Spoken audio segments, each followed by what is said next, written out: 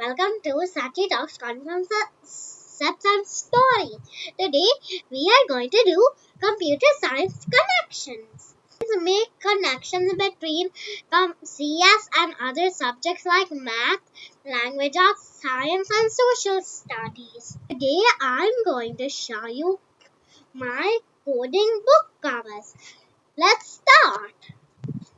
So first we have to set a heading. Like that, it means title. The magic mirror.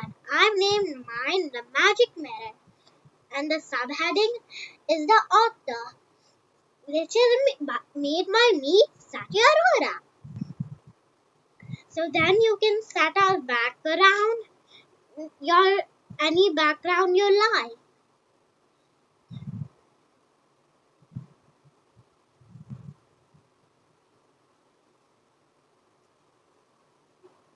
Then you have to make your sprite. So I've chosen a brother and sister for mine.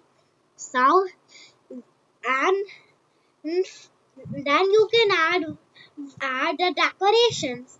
Like I've added a mirror which will go with the story.